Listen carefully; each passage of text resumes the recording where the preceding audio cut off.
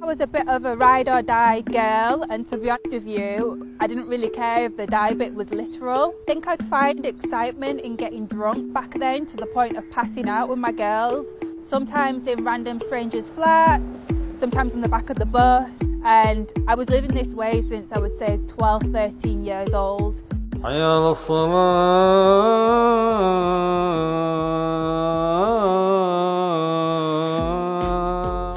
Reverting was a big decision for me. I was aware of the negative image it can have in the press, but after doing my own reading, I knew it was for me.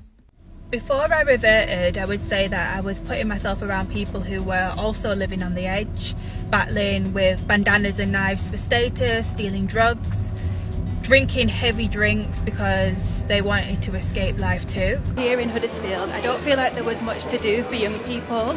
We'd kind of chill out here in the bus station during the day, and then at night we'd transport ourselves to the nightclubs. It was a bit of an addictive world that became my norm, to be honest with you, until I ended up in the doctors, spiralling on and off antidepressants.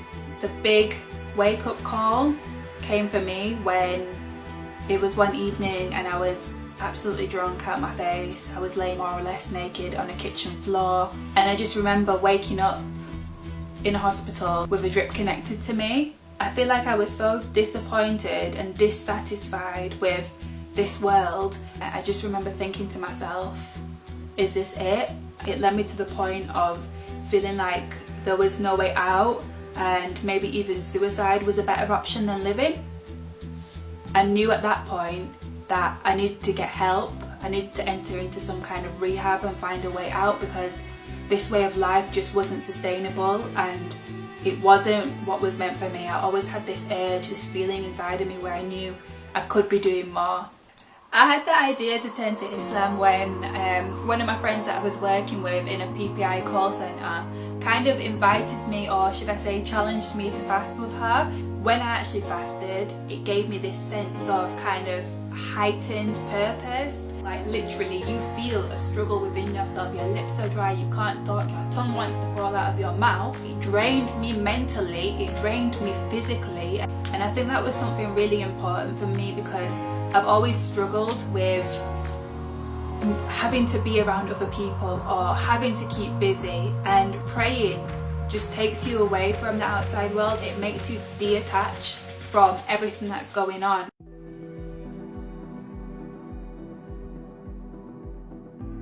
I kind of came to Islam, and as you know, I thought I'd get all my answers, but even like talking to you, like we're on this journey.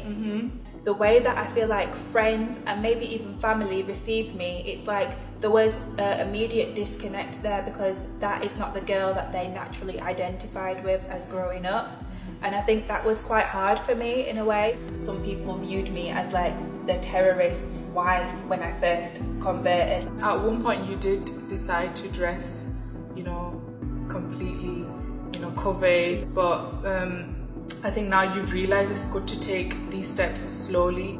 I mean, your lifestyle has changed in a big way. Your idea of fun is a lot different now. I know, because we like to go out for curries and stuff, and just chill and have spas and pamper. You like looking after yourself.